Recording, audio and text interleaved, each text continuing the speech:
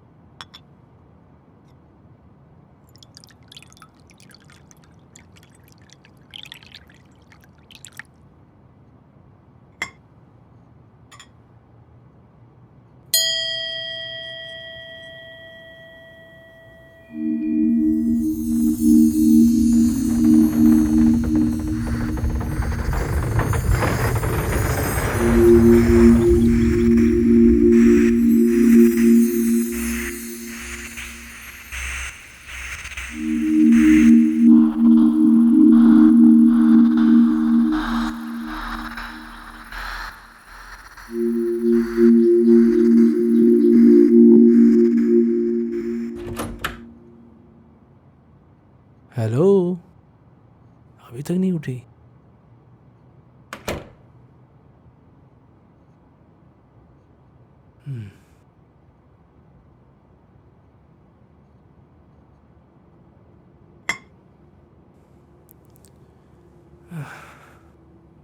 Hello Appu. सोने दे no ना। No no no, wake up wake up. सुनो, मुझे जाना है।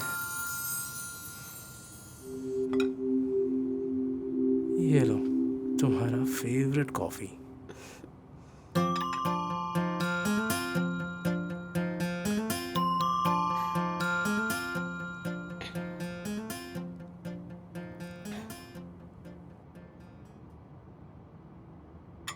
ये तुम्हारे हाथ में क्या है?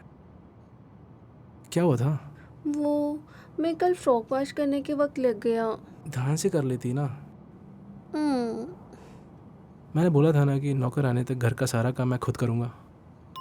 तू मेरी सुनती ही नहीं है। हेलो सर, अगर मैं ऐसे कुछ भी नहीं किया तो पेट जैसे चढ़ आ जाएगी। वो मैं देख लूँगा। हम्म, मेरी प्यारी गुड़िया हमेशा ऐसे ही सुंदर रहनी चाहिए, ठीक है? और नाश्ता मैंने बना लिया है, हम्म, टेबल में परोस रखा है। जल्दी तैयार होके जाके खा लेना। हम्म, और फिर भी बोरिंग सा लगे तो यहीं पर पेन और पेपर है, कुछ लिख लेना, ठीक है? और कुछ भी काम है तो मुझे बुला लेना, मैं तुरंत ही आ जाऊँगा, ठीक है? अब मैं चलूँ? लालो मैं बोर हो जाऊंगी। I love you Appu. Lalu Lalu बेटा, शुरू मत हो जाओ, वर्क के लिए जाना है ना? जाओ नौटंकी। तो मैं चलता हूँ। यहाँ आने के बाद पापा ने मुझे अभी तक कॉल नहीं किया। हो सके तो तू कॉल कर लेना, ठीक है?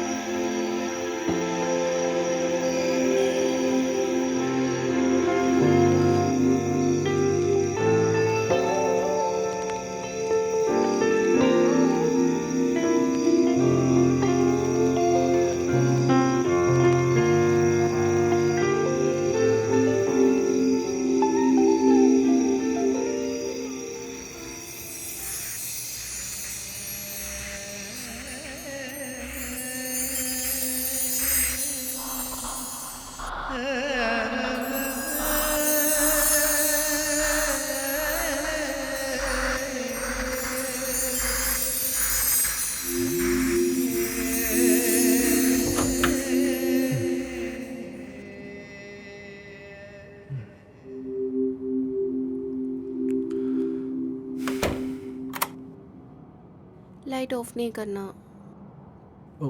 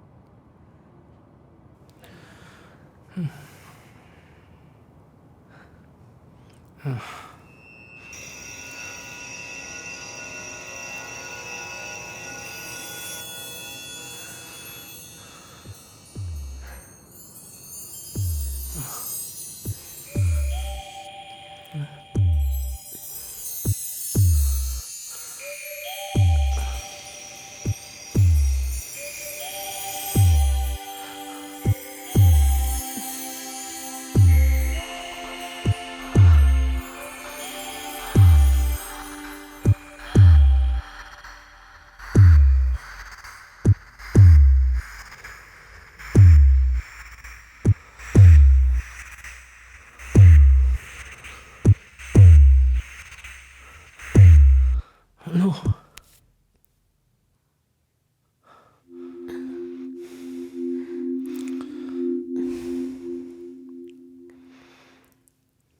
लालू,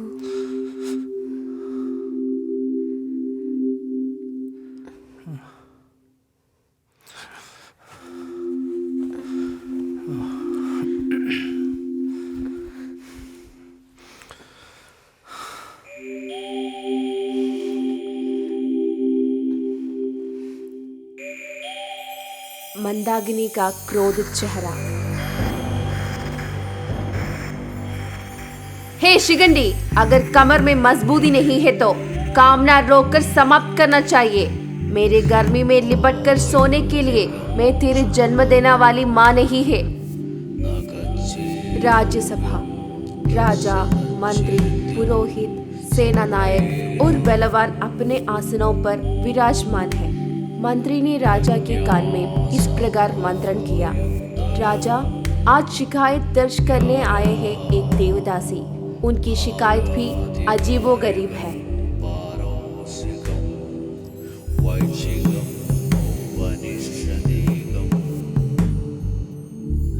आकांक्षा पूर्वक से राजा ने मंत्री की ओर देखा।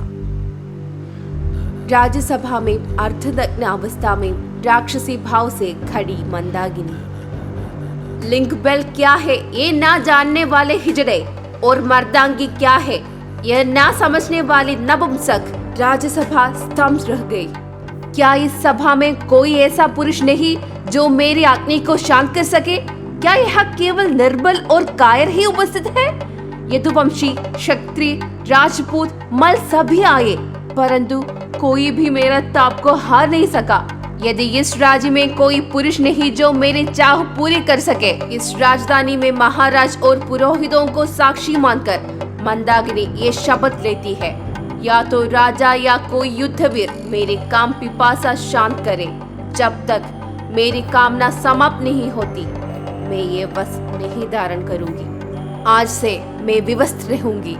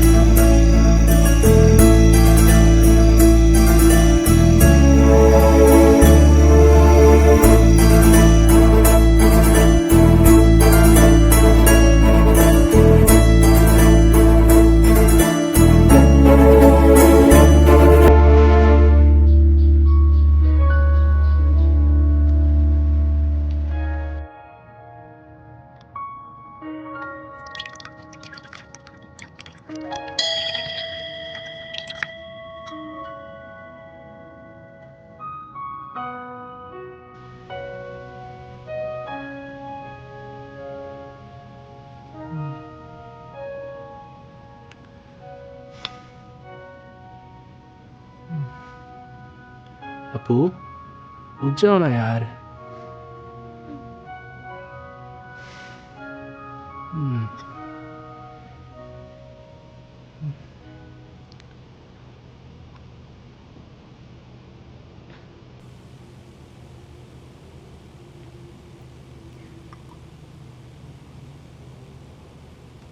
क्या हो गया?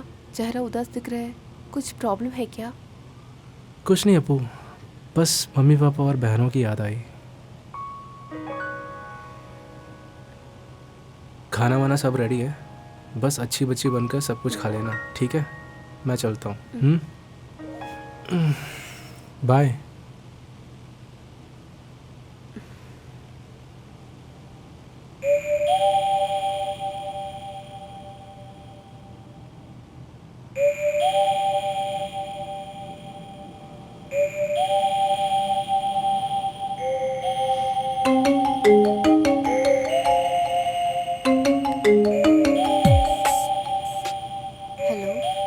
Hello Appu, no calls message की रिप्लाई नहीं है। तू किधर है? हनीमून अभी तक चल रहे हैं क्या? हेलो, तेरे साथ बात कर रहे हैं, कुछ तो बोल। क्या क्यों में रखना पड़ेगा? सुन, मैं अभी बात करने के मूड में नहीं है, बाद में कॉल करना। ओ, समझ में आ गया, तेरे साथ हस्बैंड है ना।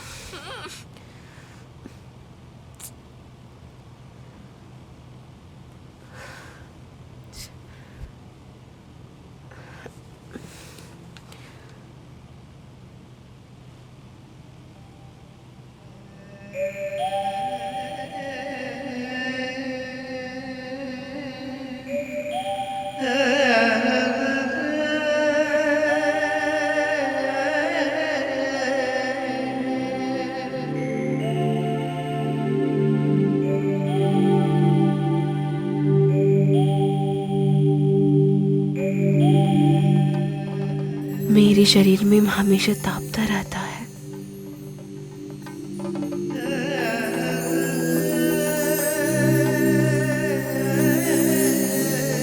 जैसे दोपहर की चलती मरुभूमि में पकड़ती कोई हिरणी, हर पल थकान की पेटियों में हटकी जिह्वा जैसे स्वाद को भूल चुकी हो, और आंखों में सपने फैली दुनिया जैसे रंगीन कोई स्वप्न।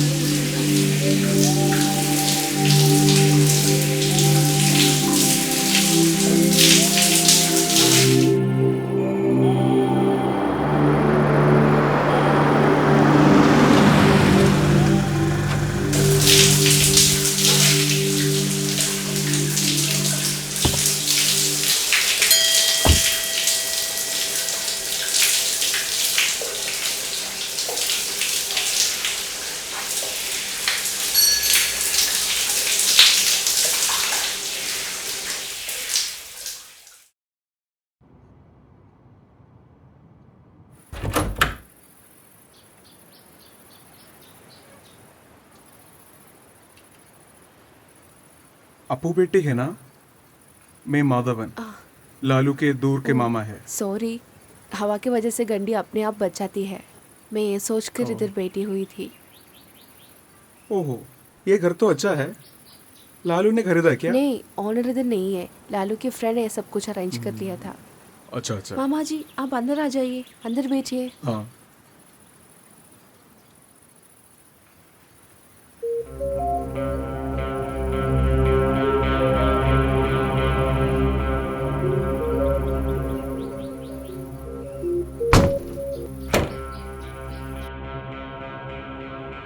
अंकल आ जाओ, इधर बैठो।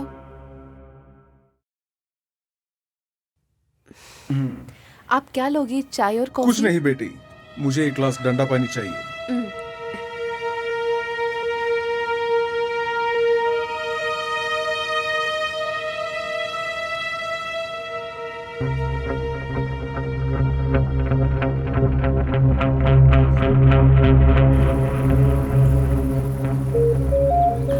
अंकल शादी में आया है क्या? मैं देखा नहीं। नहीं बेटी, मैं विदेश में था, इसलिए शादी में आ नहीं पाया। ओह, लालू काम पर गया है क्या? हाँ मामा जी, लेकिन मैं कॉल करूंगी उसे। अरे अरे अरे, जल्दी नहीं, वो अभी भी उस रिसोर्ट का मैनेजर है ना। जी अंकल। वैसे भी मुझे तुमसे किसी बात पर बात करनी है। मैं कॉल करूँ तो वो फ़ोन नहीं उठाता, और अगर उठाता भी तो किसी ना किसी बहाने से बात खत्म कर देगा। उसने मुझसे कुछ पैसा लिया था, 1 और 2 नहीं बल्कि 80 लाख, जिनकी वजह से मैं मुश्किल में पड़ गया हूँ।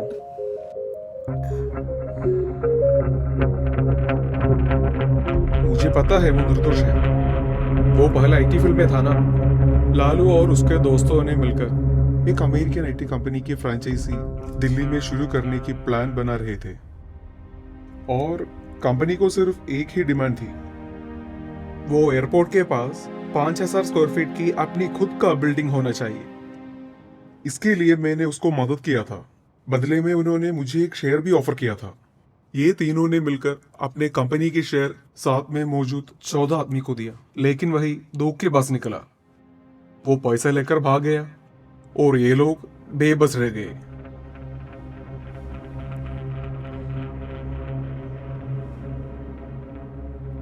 तुम्हारे गोल्ड तेरे पास है ना, या वो भी उसने ले गया? वो मेरे पास है। भगवान की कृपा।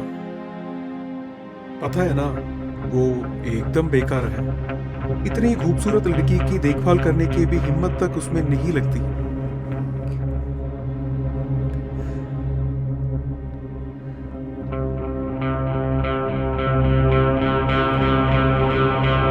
सच कहूं तो मैं यहाँ उसे खत्म करने के लिए आया था, लेकिन बेटी जैसे मासूम बच्चे के सामने ऐसे करना ठीक नहीं लगा। अंकल प्लीज कुछ मत कीजिए, मुझे नहीं पता ये सब कुछ। मेरे पास 50 पाव सोना है, मैं वो दे दूंगी। बेटी, वो देने पर भी सिर्फ 25-30 लाख ही होगा। बैलेंस का क्या?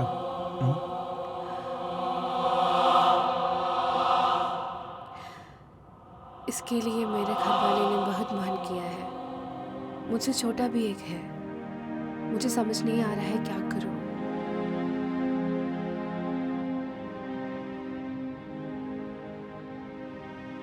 इस बेवकूफ के लिए तुम्हारे गहने खर्च किया तो कल जब तुझे जरूरत पड़ेगी तब क्या करेगी?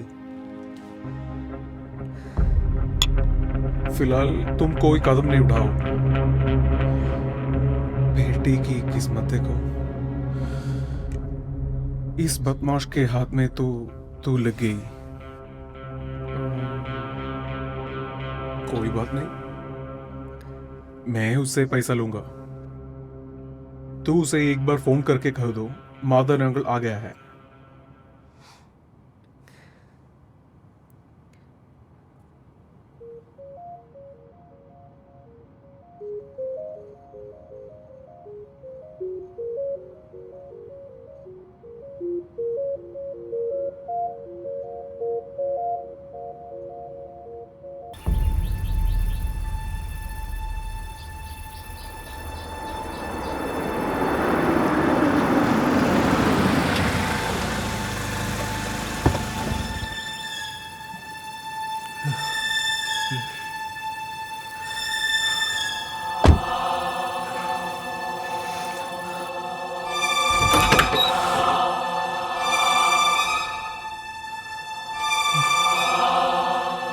अरे बेटा, तुम आ गए। वो दरवाजा बंद कर दो।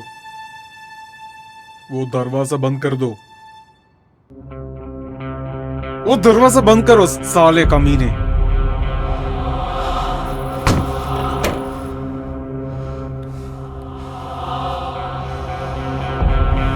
बेटी तुम डरो मत, बैठ जाओ। अब तुझे क्या? बैठ साले।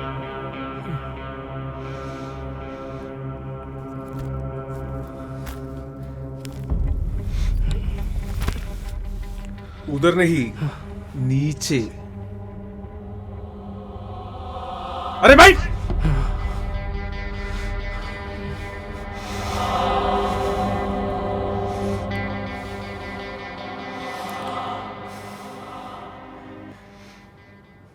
ए, सब ठीक है?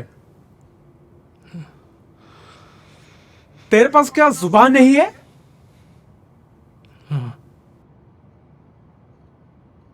कहाँ है मेरा पैसा? जी मुझे थोड़ी और वक्त की ज़रूरत है। मेरा फोन क्यों नहीं उड़ाता? माधव जी, वो मेरा, आप मुझसे माफ कीजिए।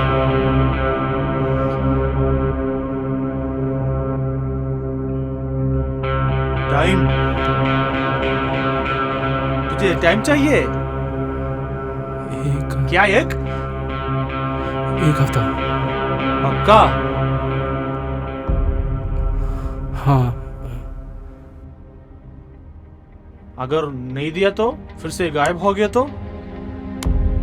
नहीं माधव जी, पक्का दूंगा।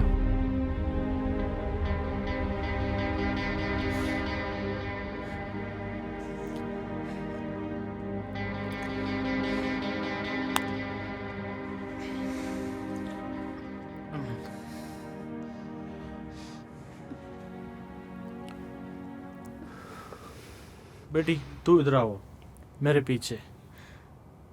मुझे कुछ बात करनी है।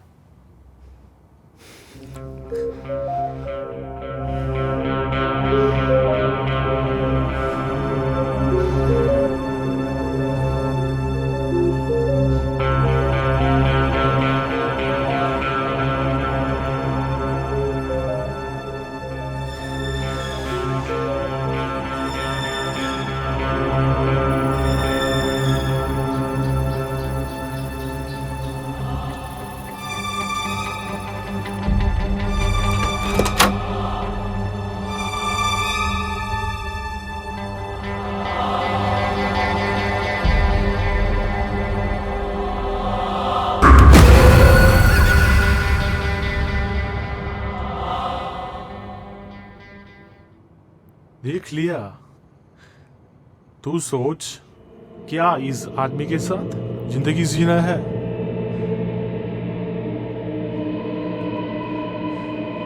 मुझे पता है कि तेरा पति कैश नहीं देगा। मैं सिर्फ तेरे लिए इधर आया है।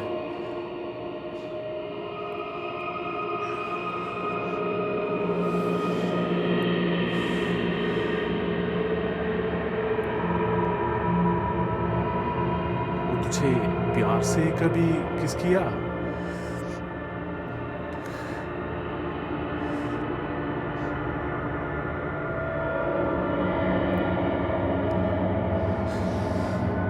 तुझे चंदन की गंध है। इस घर चुकाने के लिए एक आइडिया बोलूं?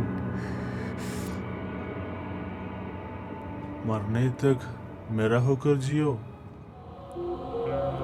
मैं ये नहीं कह रहा है तेरा पति को छोड़ना। जब मैं आओ तुम्हारे दिल की दरवाजे मेरे लिए खोल दो। अगर ऐसा है तो मैं उसका कर्ज भी भूल जाऊंगा, तो रानी की तरह जीने की मौका भी दूंगा। मेरा वादा है। अगर ऐसा नहीं है, एक हफ्ते के अंदर मुझे मेरा पैसा चाहिए। जैसे तुम्हारे उपस्त्री बनकर मुझे रानी की तरह जीना नहीं। हम तुम्हारे पैसे लौटा दूंगी। यहाँ से निकल जाओ, वरना मेरा हाथ बोलेगा।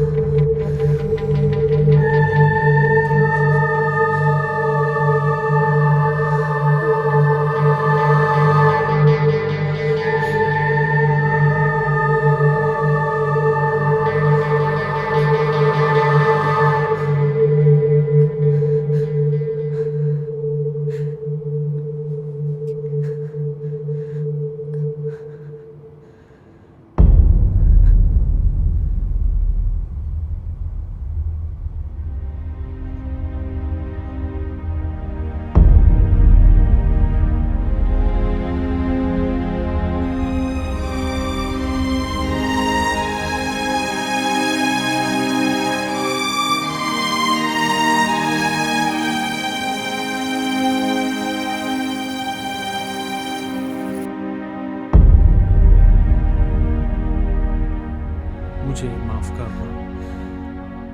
अगर मैं तुम्हारी होठों की मिठास नहीं जान पाया तो मैं अधूरा होगा। ओके बेटी।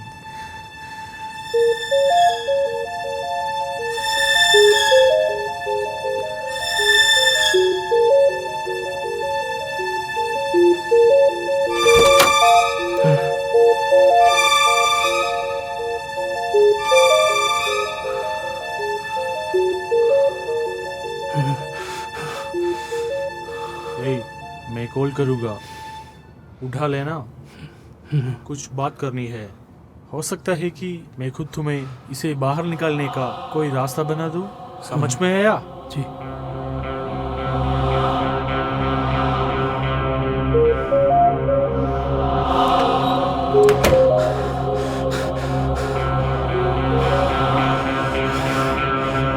क्या हुआ अपू? क्यों रो रही हो? हाँ? उन्होंने कुछ किया क्या तुम्हें? हाँ? नहीं, मैं ये सब सोचकर रो रही थी। क्या मैं एक बात पूछूं? हाँ। क्या एक हफ्ते के अंदर पैसा दे सकते हो? अपू, एक हफ्ते में कैसे कर पाऊंगा?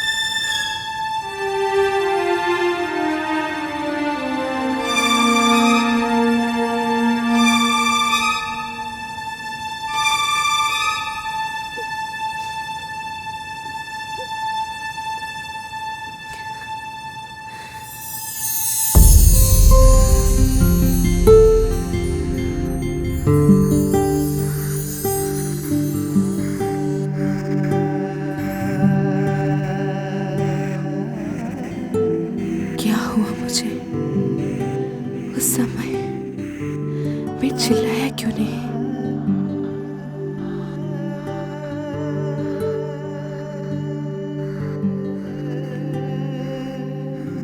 वो आदमी मेरे शरीर की कीमत ले गया, मेरे मन को, मेरे शरीर को, मेरे सपनों को।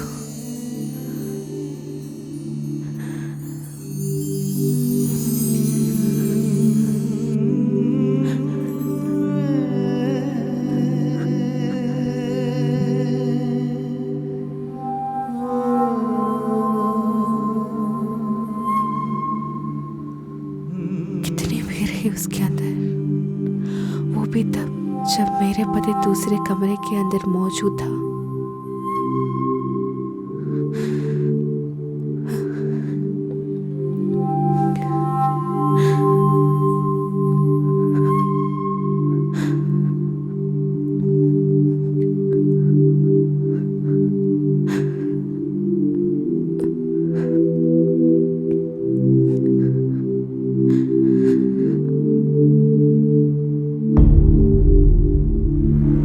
अत्यधिक व्याकुल में बेटे राजा और दरबारियों के सामने सेना पालक कृपालक उठकर इस प्रकार बोला,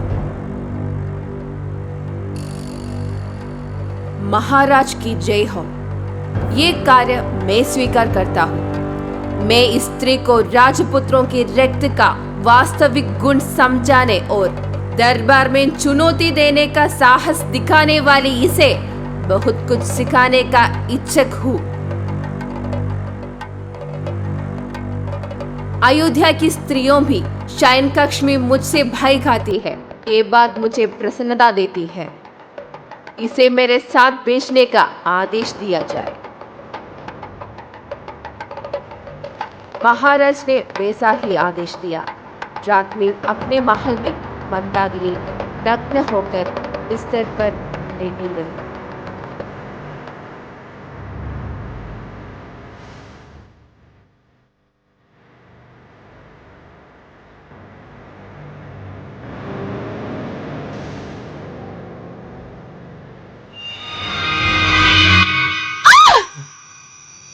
क्या हुआ अपू?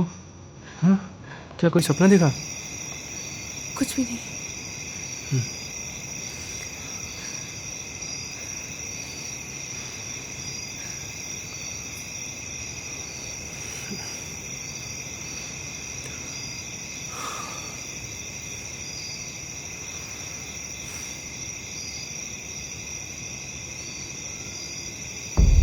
रात में गुस्से से उठ खड़ी हुई मंदाकिनी। उसने कृपाल की ओर गुस्से से उंगली उठाई। और तुम देश की रक्षा करने वाले योद्धा, लेकिन एक क्षण के लिए भी मेरे रोकने खड़े करने में असमर्थ। तुम जैसे पुरुष को पुरुष कहो भी तो कैसे? मैं जितने कायर और निर्बल पुरुषों की जानती हूँ, उनमें सबसे तुच्छ हो तुम। अब और मेरी नजरों से सामने छोटे बने बिना चले जाओ। राज्यसभा की ओर यक्षिणी बनकर बढ़ती मंदाकिनी। राजा और दरबार स्तब्ध रह गए। मंत्री ने राजा के कानों में धीरे से कहा, महाराज, ये कोई साधारण बात नहीं है। पराजित हुआ व्यक्ति हमारे राज्य की सेनापति है। यदि ये खबर गुप्तचरों के माध्यम से शत्रुराज तक पहुंच गए तो हमारे लिए भयानक विनाश निश्चित है।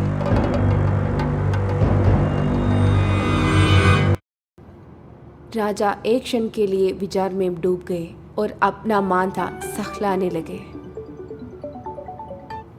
हाँ माधव जी।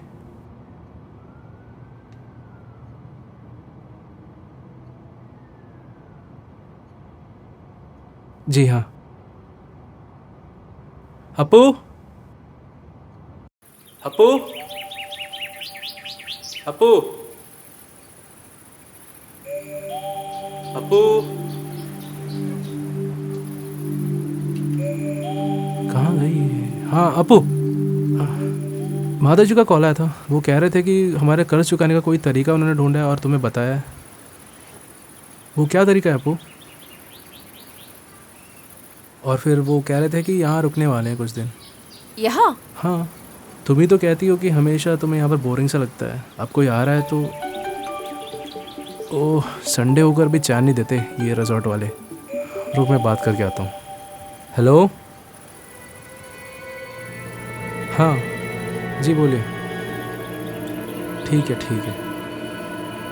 गुस्से से फट पड़ने वाली मंदाकिनी, ये व्यक्ति सेनापति कहलाने योग्य है? क्या यही राजपुत्रों का रक्त है? आधे घंटे तक भी ये मुझे प्राप्त करने में असमर्थ रहा। क्या राज्यसभा की प्रतिष्ठा बचाने के लिए कोई और योग्य पुरुष नहीं है? यदि ऐसा है तो फिर स्वयं महाराज ही अपनी वीरता का परिचय दे। आपको भी मेरा अंतपुरम में स्वागत है। राजा एक क्षण के लिए स्तब्ध रह गए।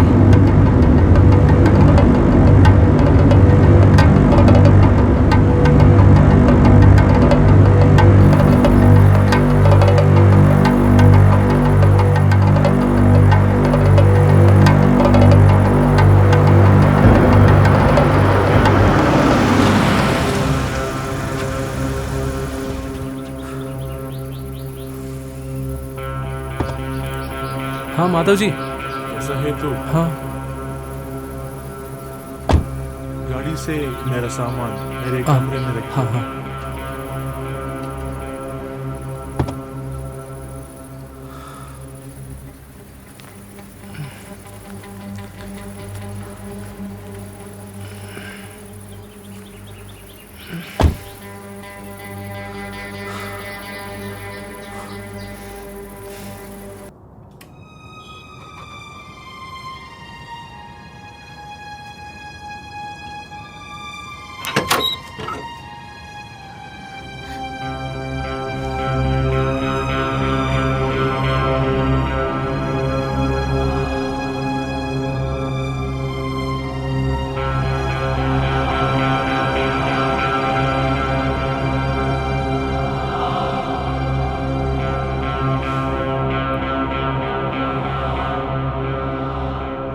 खाता नहीं है, पूरी तरह से चुकी हो तुम।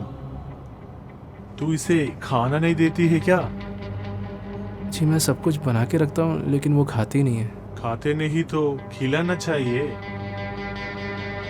एक औरत का सौंदर्य उसके पति के प्यार है ना बेटी? मेरा कमरा कहाँ है? उधर जाकर रख। जी आज तुझे काम नहीं है? आप आने वाले थे ना तो लीव मत छुट्टी लो, ले ली। तुम जाओ।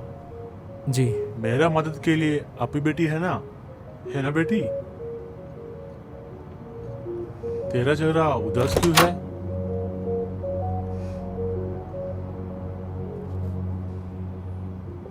अच्छा हुआ कि आज का दिन बेकार नहीं जा रहा। और तुम माधव जी से थोड़ा प्यार से पेश आना। गुस्से वाले हैं लेकिन मन के बहुत अच्छे हैं।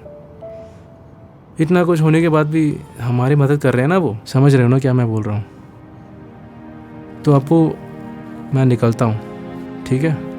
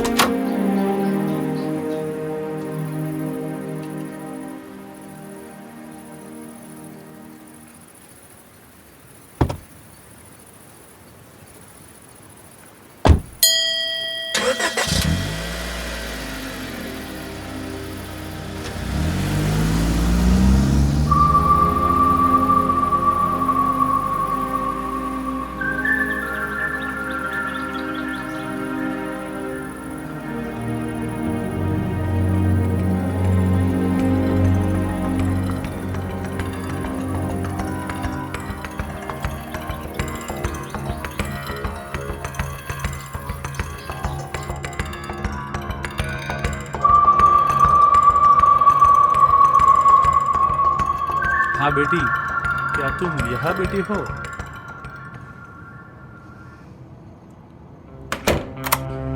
बैठो बैठो।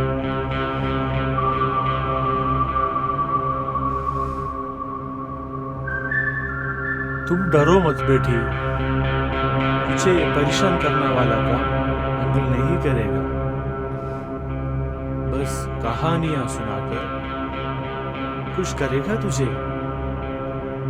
तुम बैठ जाओ, बैठ जा, बैठ जा।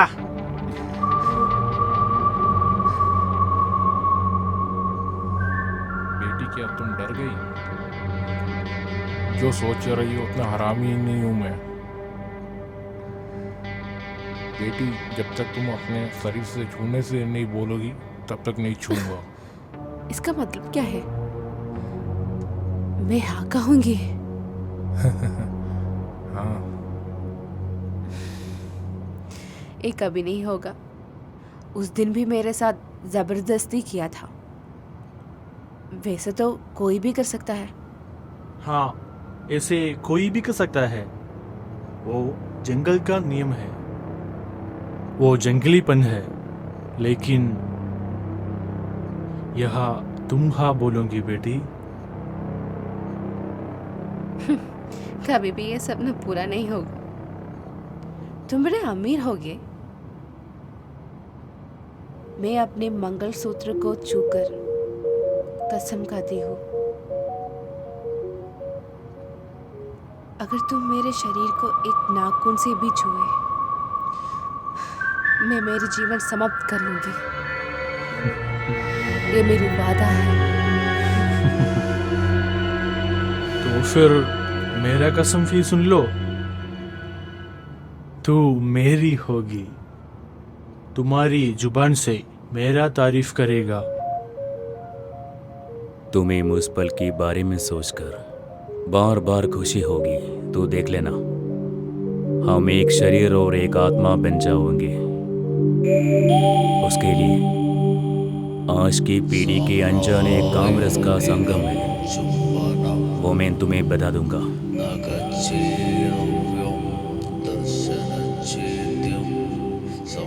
तुम मुझे 7 दिन का समय दे दो। 7 दिनों के अंदर तुम्हारी कसम ने तोड़ दिया तो तुम सिर्फ मेरी होगी।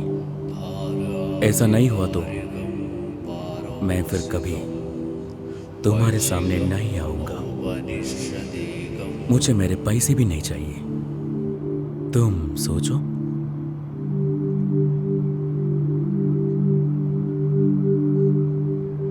सोचने के लिए कुछ नहीं है। अगर आप भी यहाँ और मुझे परेशान किया तो मैं पुलिस को बुला लूंगी। फिर क्या? फिर उसके साथ जिलेगा तू? हाँ, वो मेरा पति है। अच्छा, अपनी पत्नी को दूसरे आदमी के पास छोड़कर जाने वाला एक पति होती है क्या?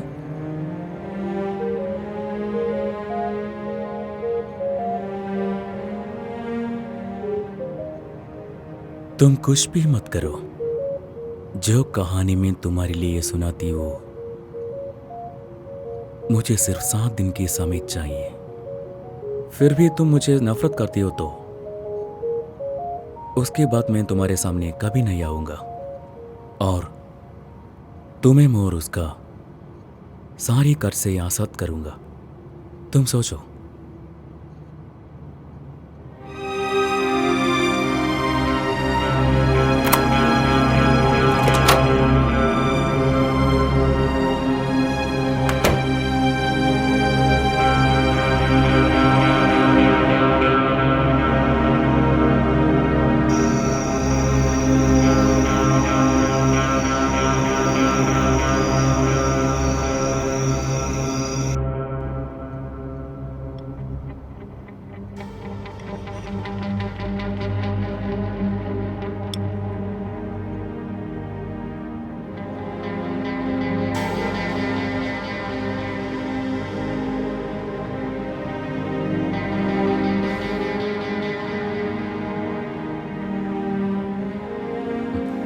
बैठो।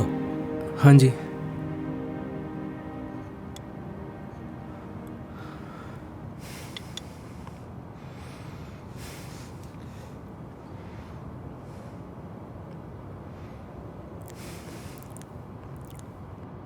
माता जी, आप कह रहे थे कि हमारे कर्ज चुकाने के लिए कोई नया तरीका है। अप्पू से पूछा था लेकिन उसने भी कुछ बताया नहीं।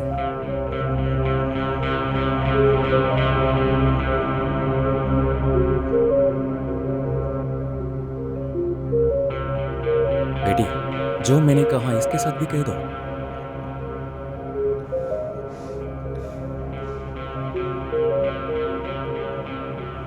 वरना सब कुछ मुझे ही कहना पड़ेगा। क्या हुआ बेटी, नहीं बताऊंगी?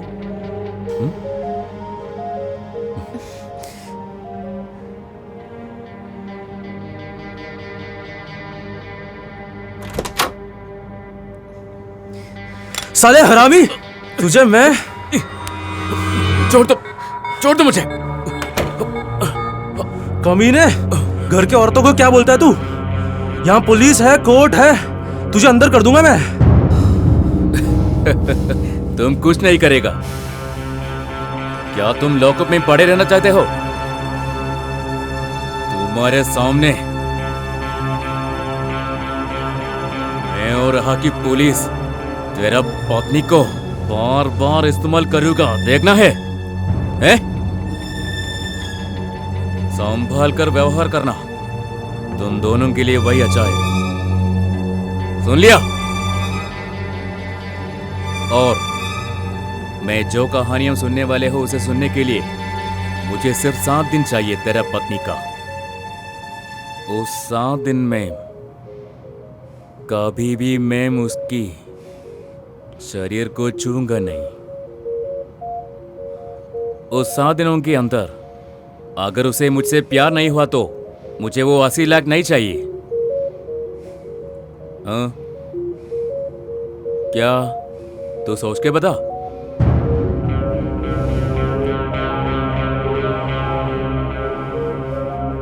मेरे बीवी को किसके भरोसे अकेले तेरे साथ भेजूं?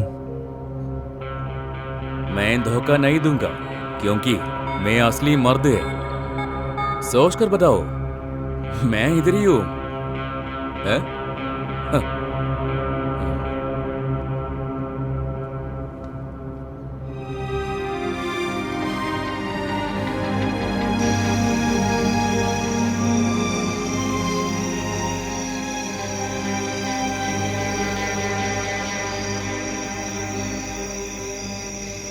सोचा क्या तुमने?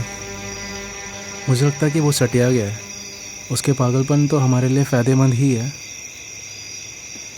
बस उसके पागलपन सुनने के लिए कोई लोग, और कुछ भी गलत करेगा नहीं, इसका उसने वादा किया मुझसे। और उसका पागलपन भी तुम पे असर नहीं करेगा, ये मुझे मालूम है। रोज़ सिर्फ 2 घंटे जो भी वो बोलेगा बस सुनते रहना। बदले में हम दोनों हमारे सारे कर्ज़ों से बाहर निकल जाएंगे। फिर हम खुशी खुशी जी पाएंगे।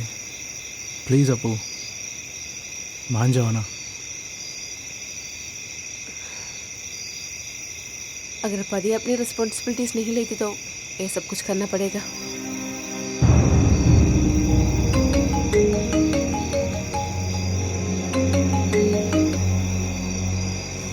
बेटी तू ठीक है ना? कॉल नहीं किया 2 दिन से। हाँ नहीं माँ। फिर तुम्हारी बहन के एक रिश्ता आया है, अच्छे लोग हैं, अगले हफ्ते आ रहा है। क्या तू लालू के साथ बात कर तेरे गहने से कुछ गिरने दे सकते हैं क्या? वो जमीन है ना हमारे, वो रास्ते की वजह से कुछ गड़बड़ है उसके अंदर। क्या तू ठीक है माँ, मैं पूछ कर बताती हूँ। जमीन तब रेडी हो गया तो तेरा गहना वापस कर लूँगी मैं। पूछ कर कॉल करेगा माँ। क्या हुआ अपू? सब कुछ एक साथ आती है। एक काम करो, उसे कहो मुझे मंजूर है। हाँ, सिर्फ कहने से कुछ नहीं होगा। उसने कहा था कि 7 दिन के अंदर मैं उसके साथ जाऊंगी, है ना?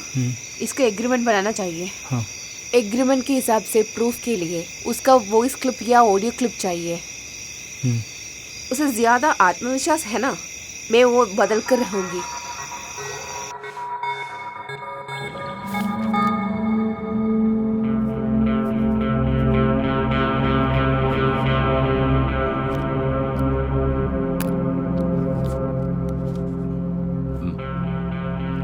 ऐसा एग्रीमेंट बहुत कम है ना।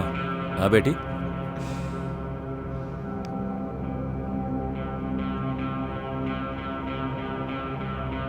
तुम कमरे में आ सकते हो, मैं वहाँ होगी।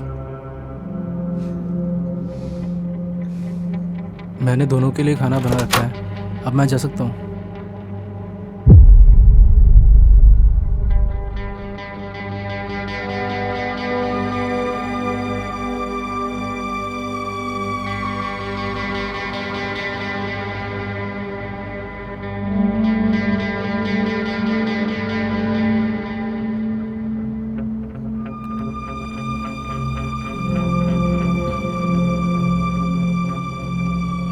तुम्हें पीने के लिए कुछ चाहिए क्या? अगर तुमको कुछ कहना है तो कहो। कहानी सुनकर अगर मैं सो गया तो मुझे जगाना नहीं। ठीक है, एग्रीड। तुम सोने की कोशिश करो, मैं जगह रहने की कोशिश करूंगा। तुमको कहानियां पसंद है ना? पहले हम छोटी सी कहानी से शुरू करते हैं। पहले श्री कृष्ण का मथुरा के पास एक राज्य था। वहां तुम्हारी जैसी एक अति सुंदर स्त्री रहते थे। उसकी आंखें बहुत सुंदर थी, तुम्हारी तरह।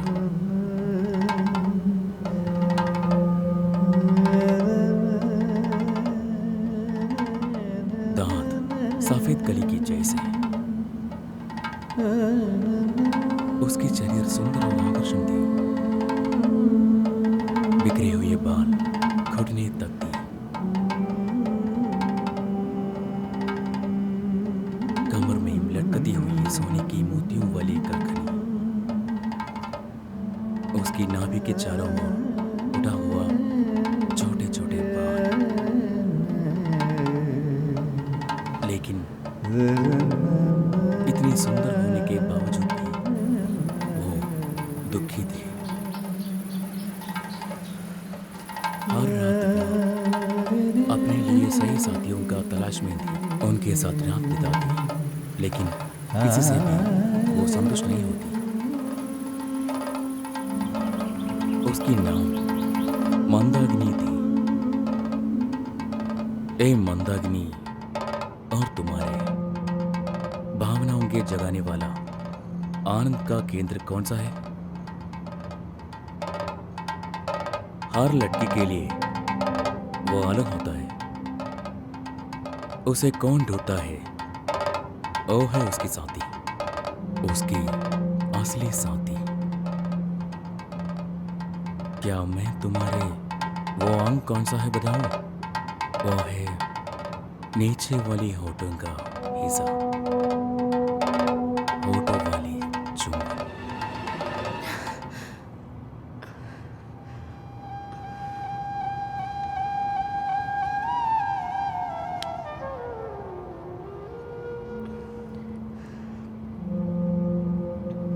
तुझे हर समय पिसे हुए चंदन की खुशबुएं, तुम्हारी पति कभी भी तुम्हारी खुशबू के बारे में तुम्हें कहा?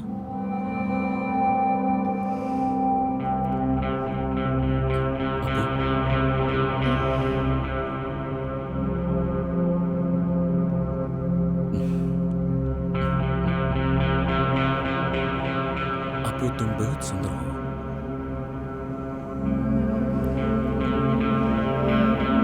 मुझे तुम्हारे सबसे पसंदीदा हिस्सा क्या है तुझे पता है? मैं उसे रहस्यपूर्ण से आनंद लेता हूं। तुम्हें पता हूं वो कहाँ हूं? लेकिन तुम्हें मैं पसंद नहीं होना, इसलिए मैं नहीं बताऊंगी। इस दुनिया में तुझे मैं बहुत प्यार करती हूँ, आराधना करती हूँ। वो सिर्फ तुम्हारी शरीर को नहीं, तुम्हारे दिल को भी।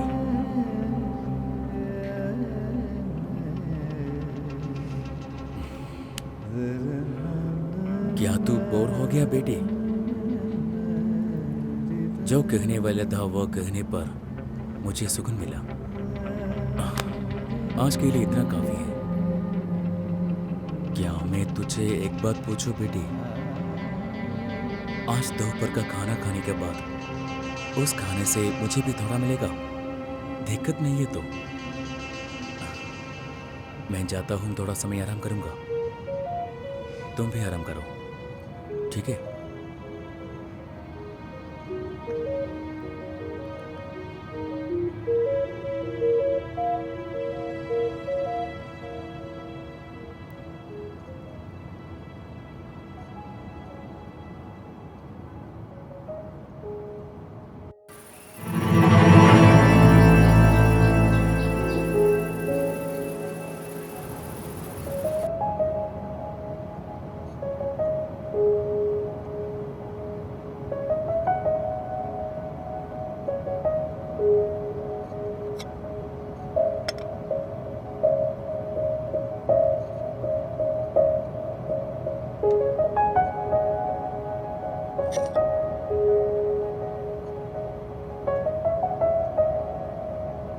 तो खाना शुरू कर दिया? मैं भी साथ खा लूंगा।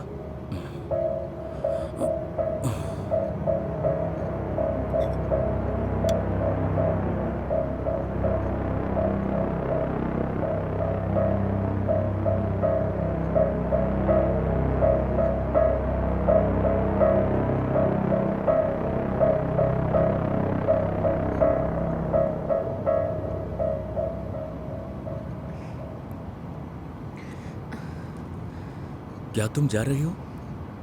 मैंने जो पूछा था वो नहीं मिला। मेरा बचा हुआ खाना खाने के लिए तू मेरा पति नहीं है।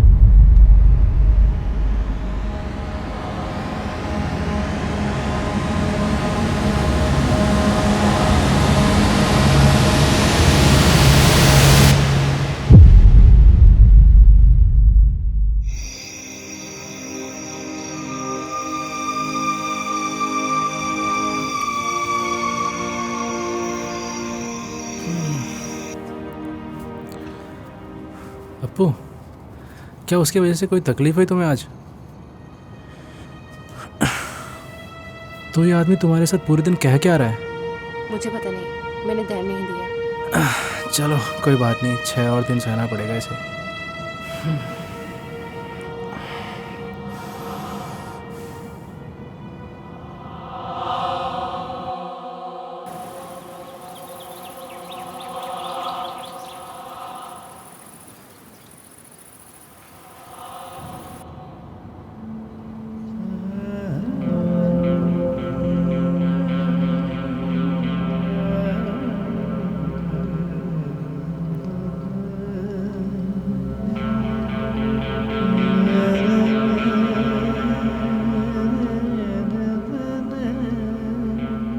आज कहने के लिए कुछ नहीं है। नहीं, आज मुझे सिर्फ तुम्हें देखना है।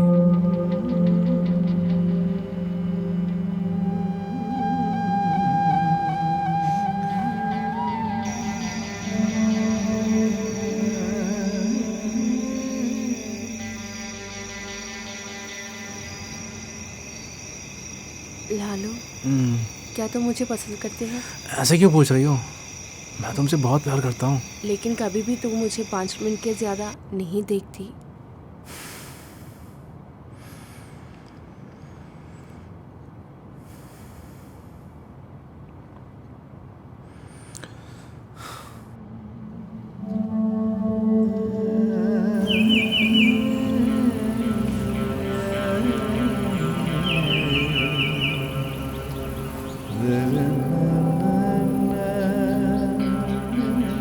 बेटी, 1 मिनट के लिए तुम्हारी आंखों बंद करो। क्यों? तुम्हें बिना छू कर तुम्हारे कानों में एक राज बताना है।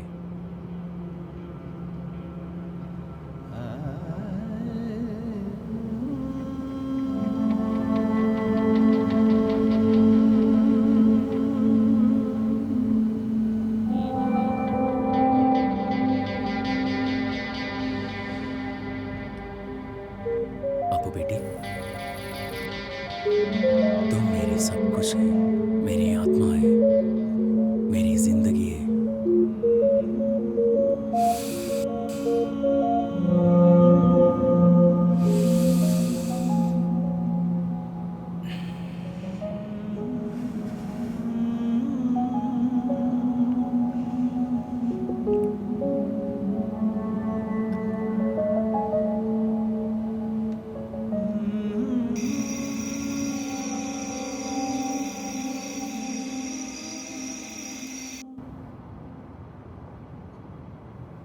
लालू, हम्म, तुम आज तक मेरे कानों में प्रेम से कुछ भी नहीं कहा। वाह, इन कर्ज़ों के बीच में फंसे हुए मुझे ये सब के लिए कहाँ वक्त।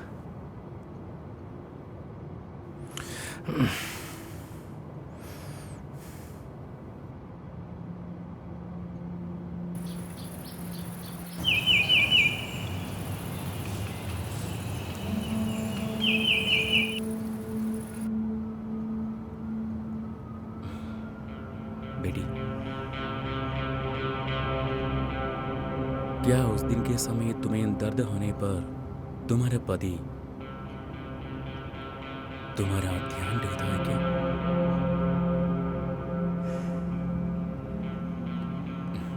नहीं है ना?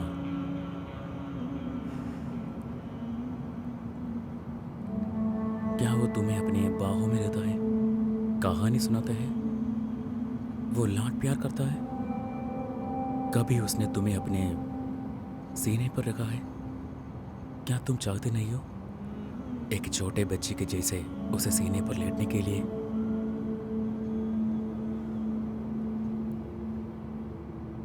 सिर्फ 3 दिन बाकी है, उसके बाद मैं भी चल जाऊंगा। फिर तुम और तुम्हारे अकेलापन का दिन लौट आऊंगा, है ना?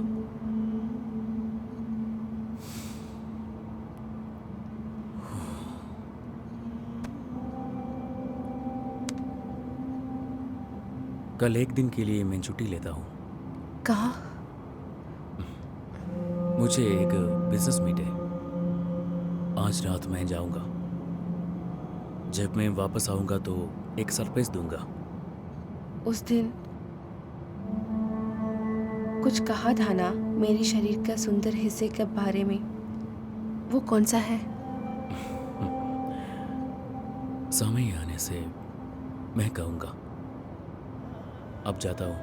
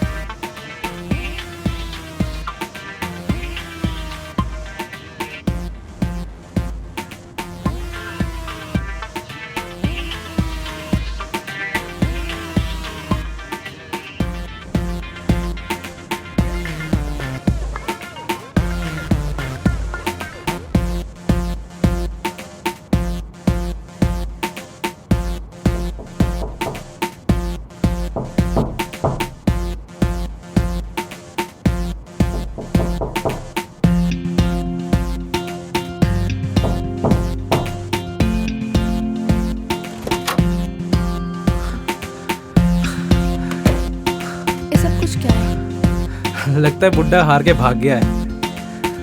क्या कॉन्फिडेंस दिखा रहा था। कितना बेवकूफ आदमी है, अपना 80 लाख तेरे जैसे लड़की के लिए खो दिया। रुक, कहाँ जा रही है? कल के टेंशन के ऊपर मैं कुछ नहीं कर पाया, लेकिन आज का मौका मैं गंवाना नहीं चाहता।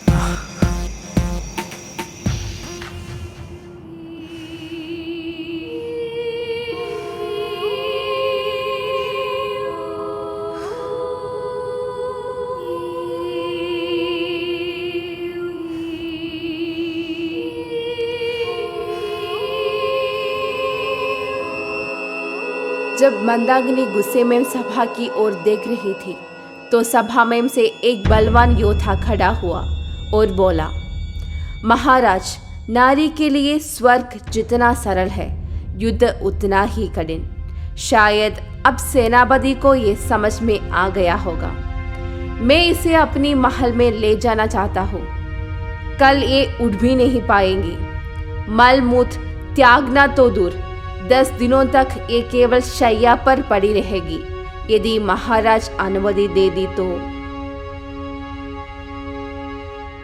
मंदाकिनी उस योद्धा के साथ उसके गृह तक गए। उसी रात योद्धा की पत्नी ने, जो केरल से लाई गई थी, उसे एक विशेष उपहार चंबा ने और कहा, इसे चबाओ, इससे तुम्हें अधिक समय तक शक्ति मिलेगी।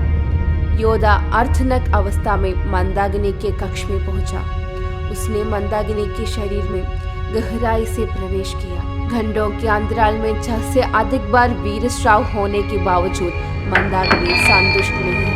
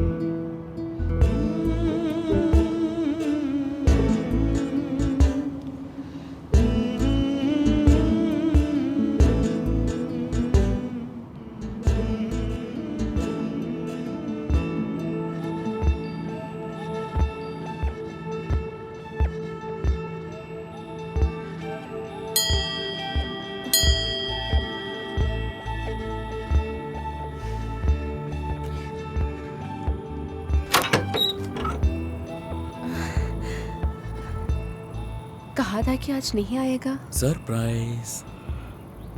जल्दी आ गया तो तुम्हारे साथ समय बिता सकते हैं ना। हाथ में क्या है? सॉरी, मैं खाना खा रही थी। अच्छा, मैं सही समय पर आया हूँ, है ना? आओ, मैं खाना लेती हूँ। दूसरा प्लेट नहीं चाहिए बेटी, इसमें डालो। ए नहीं, मैं दूसरा प्लेट लाती हूँ। बस एक प्लेट काफी है। अरे ये मेरा खाना का बाकी। कौन बोला? जी, नहीं करना चाहिए था। मैं तुझे इतना पसंद करती हूँ। क्या मैं तुम्हें खिला सकती हूँ? आज तक तुम्हारा पति ऐसा किया है? आज रात तुम्हारा पति सोने के बाद मेरा रूम में आ सकती है क्या? किस लिए? तेरे लिए एक गिफ्ट है।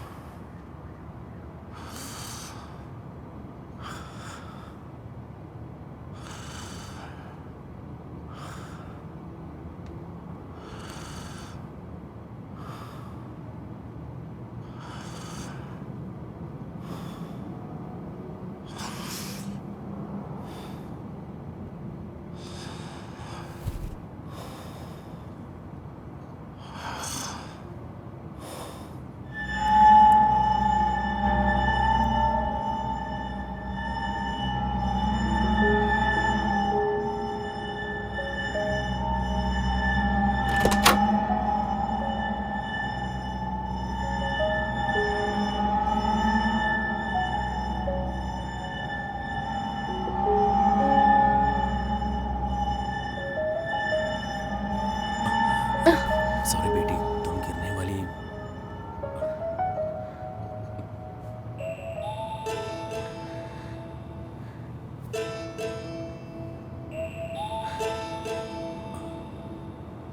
क्या मैं तुम्हारा गर्दन में छू सकता है?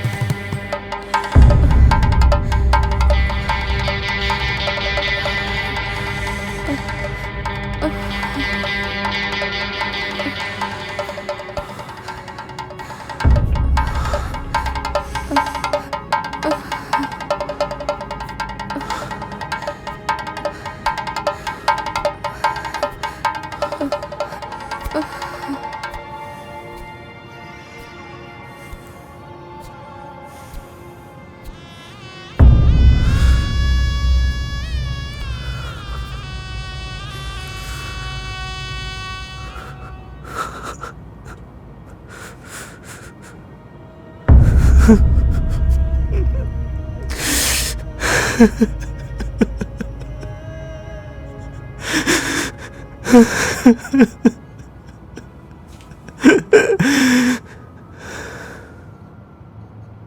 में मंदाकिनी थके पड़े योद्धा को क्रोध में चीख उठी। एक बार फिर वो राज्यसभा में खड़ी थी। मंत्री ने राजा को सचेत किया, महाराज, योद्धा का पूरा शरीर पीड़ा से भर चुका है। वो अपने लिए दिया वादा निभाने में असफल रहा। वो इस वार्ता को एक दूत के माध्यम से संकेत देकर बेच दिया है। मेरी कामना अब तक शाम नहीं हुई है। अगर ऐसे चलता रहा तो मुझे पागलपन जाना होगा। कृपया कोई मुझे एक बार बचा लो। राज्यसभा चुपचाप मिलकर वार्तालाप कर रहे थे। मुनियों के समूह में से एक काले रंग का नीच कद वाला ब्राह्मण उठ खड़ा हुआ और इस प्रकार बोला, राजा, एक बार मुझे एक मौका दीजिए। राजा और उनके परिवार समेत सभी हैरान होकर ब्राह्मण की ओर देखते थे।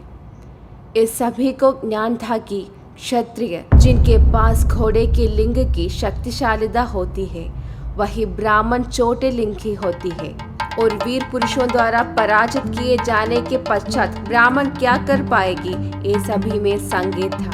अंत में राजा ने सहमति जताने का निर्णय लिया।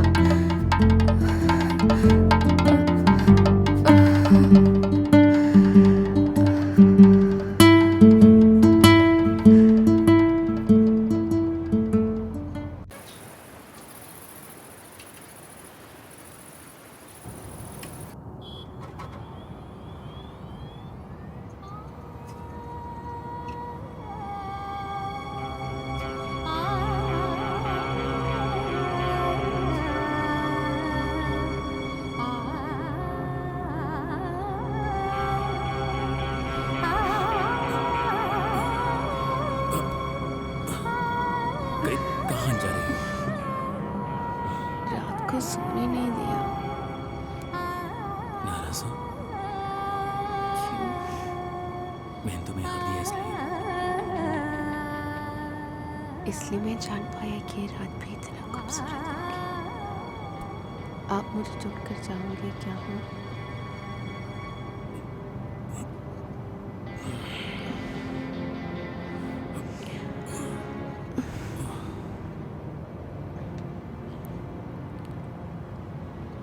मुझे पता है कि तुम मुझे बर्बाद करके किसी और को देगे। हमेशा औरत के शरीर की कीमत होगी, लेकिन मुझे नहीं पता बिना जाने में तुम्हें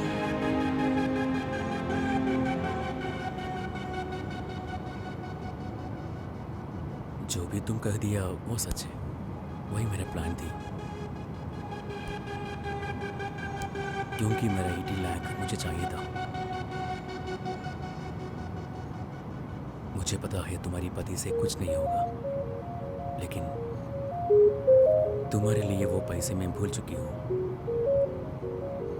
मैं तुमसे प्यार करती हूँ।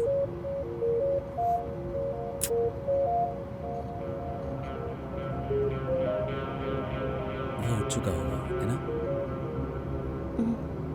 होगा। डर है क्या? किस लिए? ए लालू, ए लालू, इधर आ। एक कमीने, सुनाई नहीं दिए क्या?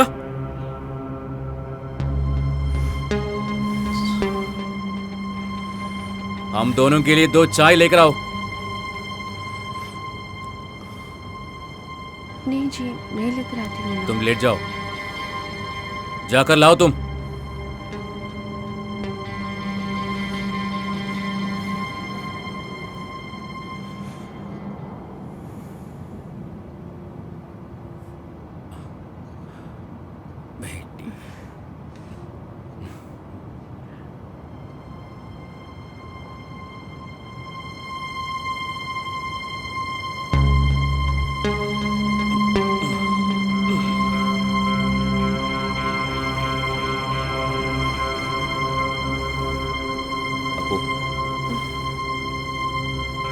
ए, तुम कुछ दिन के लिए छुट्टी ले लो। सुन लिया? आज से तू एक औरत है। तो इसका एक नाइटी पहनो, तैयार हो जाओ, ठीक है? तू डरना मत, मैं जो कहूंगा तू वो करो। मुझे कैश वापस नहीं चाहिए।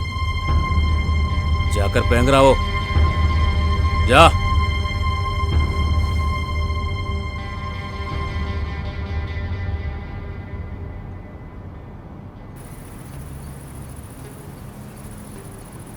सर्व करो।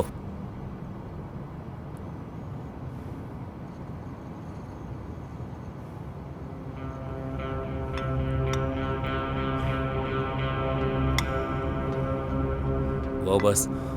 अपू बेटी, अपू।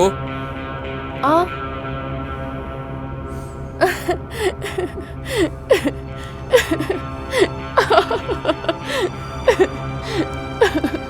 अपू तू इधर बैठ।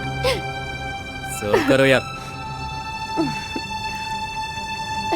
सर्व करो।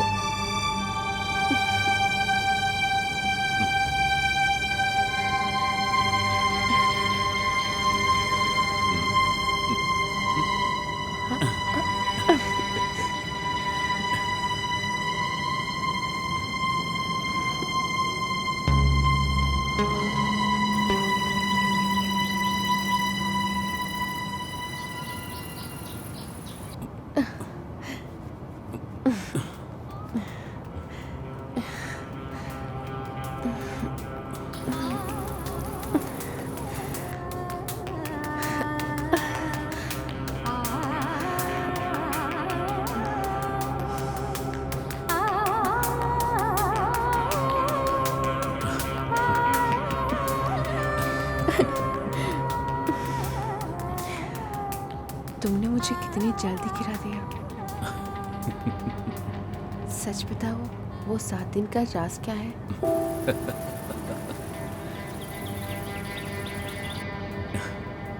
कांडव 1, वर्ण कांडव।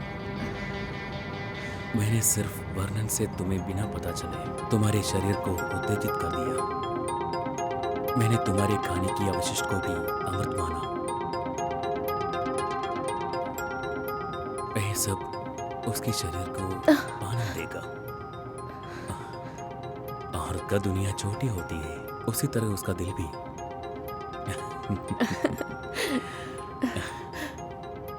नौटंकी।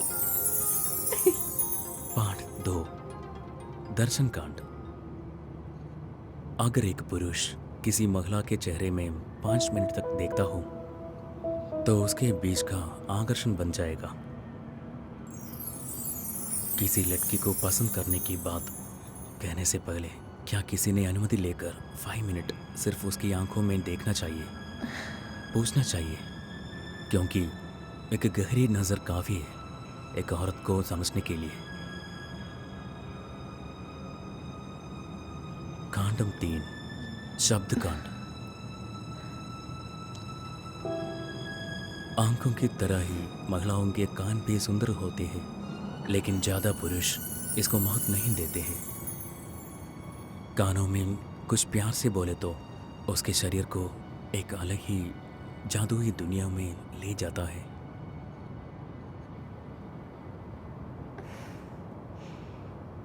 कांडम 4, देखभाल और सुरक्षा देना।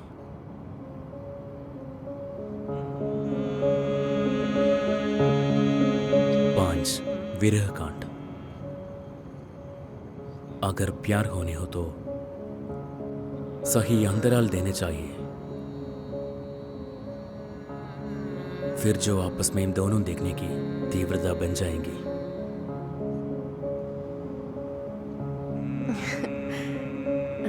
छह और 7 सीक्रेट है, वो मैं तुम्हें किसी और दिन बता दूंगा।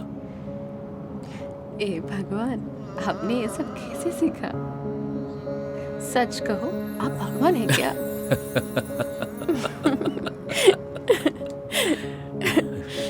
अगर ये 7 कांडों को ठीक से सीखा तो आज के समय में तलाक की संख्या कम हो जाएगी। इसने क्या क्या सीख रखा है? कहाँ से सीखा ये सब? ओह, वो बहुत पहले एक आचार्य थे, चिन्मोहन। उन्होंने कामरस का एक रचना लिखी, वो है चिन्मोहन की कामशास्त्र।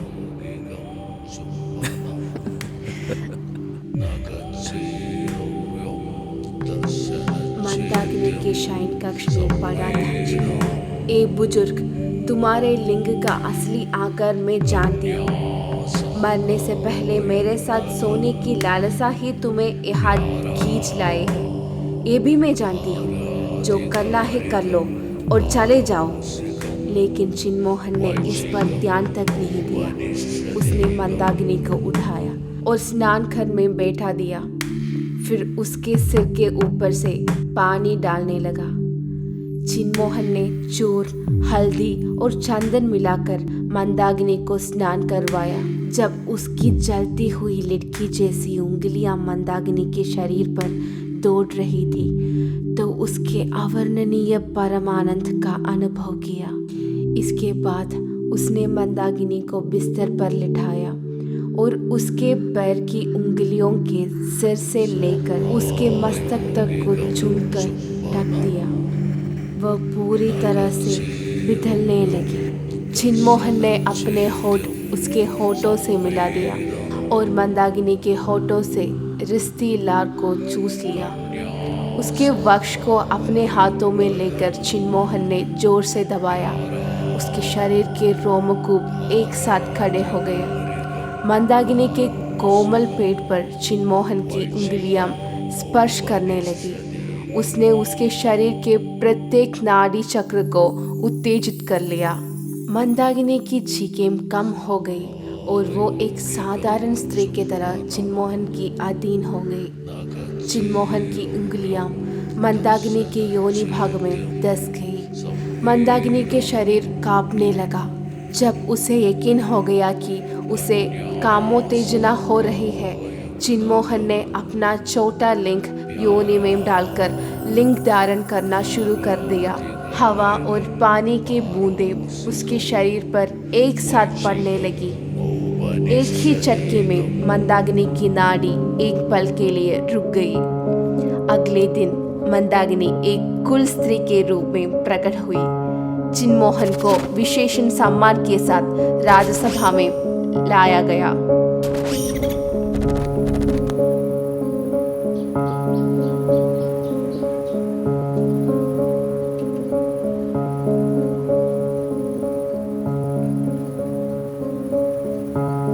कैसा लगा? हो सकता है कि इसके निकलने के बाद बड़े बड़े विवाद हो जाएं।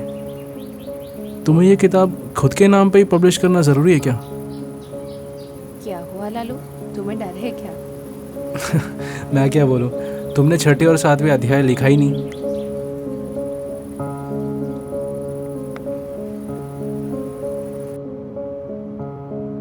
राजा और उनके परिवारों ने चिन्मोहन को प्रणाम किया।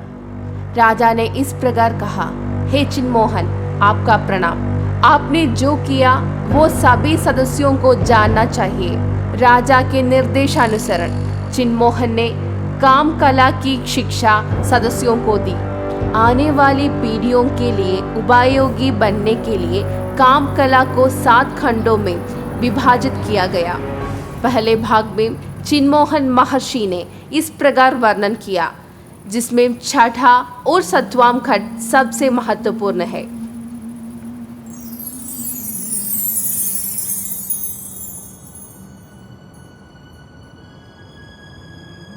छठा खंड वस्त्र खंड है। काम उत्पन्न करने के लिए वस्त्र पहनना चाहिए।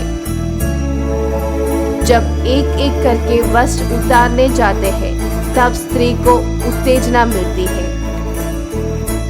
उसके अंगों के एक एक करने देखने से पुरुष में भी काम उत्पन्न होते हैं। कुछ छुपाना और कुछ दिखाना पुरुष को उत्तेजित करने के लिए इससे बेहतर कोई वस्तु नहीं है।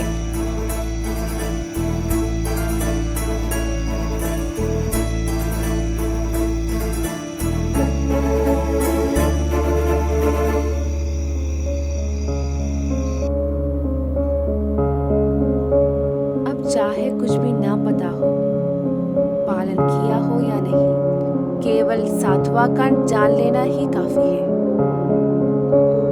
चुंबन कांड। लिंग बल या पेशी बल स्त्री के लिए आवश्यक नहीं है। पुरुष की परिपालन और स्नेह दिखाने की क्षमता ही मुख्य है।